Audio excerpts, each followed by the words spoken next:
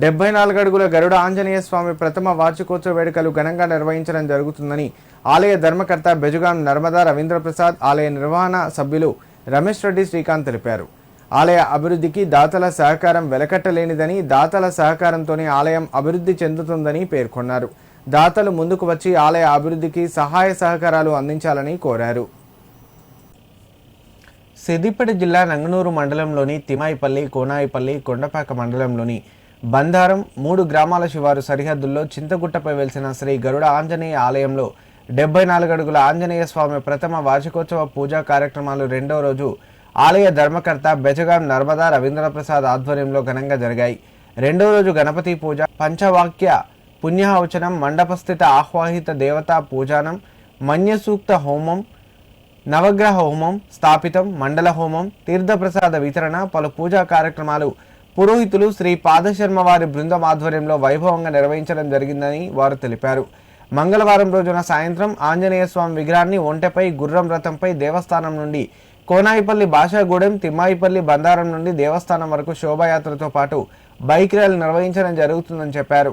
భక్తులు అధిక సంఖ్యలో విచ్చేసి విజయవంతం చేయాలని కోరారు. అలాగే గరుడ ఆంజనేయ స్వామి ఆలయ ప్రాంతానికి అంజనాద్రిగా నామకరణం చేయడం జరిగిందని తెలిపారు. ఈ కార్యక్రమంలో ఆలయ కమిటీ సభ్యులు, వివిధ గ్రామాల భక్తులు పాల్గొన్నారు. జై శ్రీరామ్. శ్రీ చింతగుట్ట గరుడాంజనేయ స్వామి దేవస్థానం అంజనాద్రి గ్రామంలో ఈ మన ఆంజనేయ స్వామి మొదటి వార్షికోత్సవం జరుగుతుంది.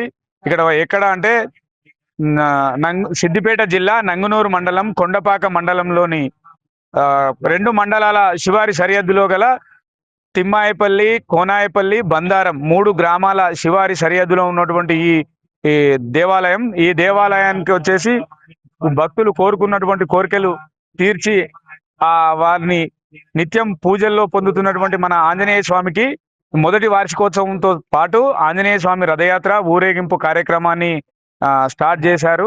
దాన్ని రేపు 4 గంటలకు ఒంటె గుర్ర బండిపై ఆంజనేయ స్వామి ఊరేగింపు కార్యక్రమం మొదలవుతుంది.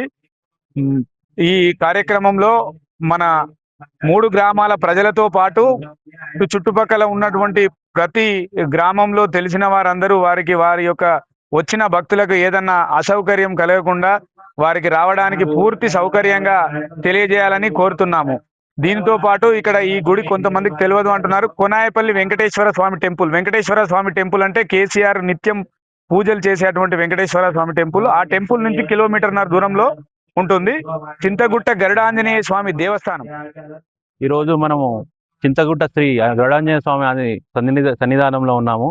ఈ చింతగుట్ట గరుడాంజనేయ స్వామి అనేది కొనాయపల్లి, తిమ్మాయిపల్లి, బందారం గ్రామ శివారులలో ఉన్న ఆంజనేయ స్వామి.